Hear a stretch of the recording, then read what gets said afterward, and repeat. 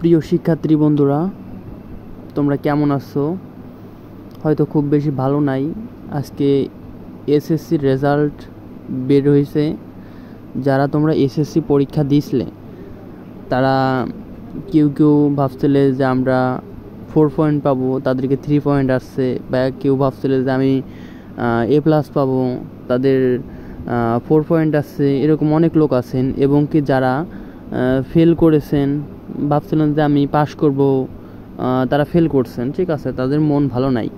ঠিক আছে, সেক্ষেত্রে অলরেডি যারা ফেল করছেন বা যাদের রেজাল্ট মনের মতো হয় নাই, তারা বোর্ড চ্যালেঞ্জ করতে পারেন। ঠিক আছে, বোর্ড চ্যালেঞ্জ করলে তোমাদের রেজাল্টটা অবশ্যই পরিবর্তন হওয়ার একটা সম্ভাবনা থাকে। ঠিক আছে, আর অনেকেই জিজ্ঞাসা করেন যে ভাই আমি তো ফেল করছি, সেক্ষেত্রে আমি বোর্ড চ্যালেঞ্জ করলে পারে আমার রেজাল্টটা পরিবর্তন হবে কি না।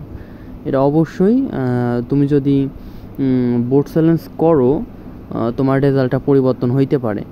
তাই যারা ফেল করছো তারা অবশ্যই বোর্ড চ্যালেঞ্জ করবা। ঠিক আছে, অবশ্যই মার্কস বি বোর্ড চ্যালেঞ্জটা করবা, তোমাদের রেজাল্ট পরিবর্তন হতে পারে।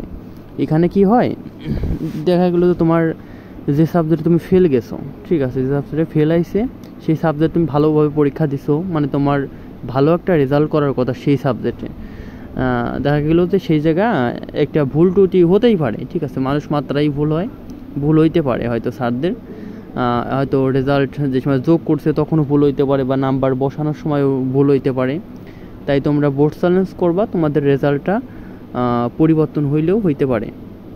আর যারা মানে আগে থেকেই জানো যে না আমি ফেল করবো এই সাবজেক্টে, আমার পাস করার কথা না, তারা যদি মনে করো যে না আমি বোর্ড চ্যালেঞ্জ করবো না, সেটা আলাদা কথা, তোমরা নাও করলে করতে পারো। এবং কি তারপর যদি মনে হয় যা না আমি বোর্ড চ্যালেঞ্জটা করে দেখি কি অবস্থা হয়, তাহলে করতে পারো। বোর্ড চ্যালেঞ্জ করতে হয়তো আহামরি এত টাকা লাগে না, সীমিত পরিমাণ টাকা লাগে, তোমরা বোর্ড চ্যালেঞ্জটা করে দেখতে পারো। ঠিক আছে, অনেকেই আছে, এই দেখো অনেকেই আছে যারা এর আগের বছর যারা তোমার বোর্ড চ্যালেঞ্জ করে ভালো রেজাল্ট করছে। ঠিক আছে, বোর্ড চ্যালেঞ্জ করে ভালো রেজাল্ট করছে, এরকম অনেকেই আছে। তোমরা বোর্ড চ্যালেঞ্জটা করতে পারো, তোমাদের রেজাল্ট পরিবর্তন হইলেও হইতে পারে। ঠিক আছে।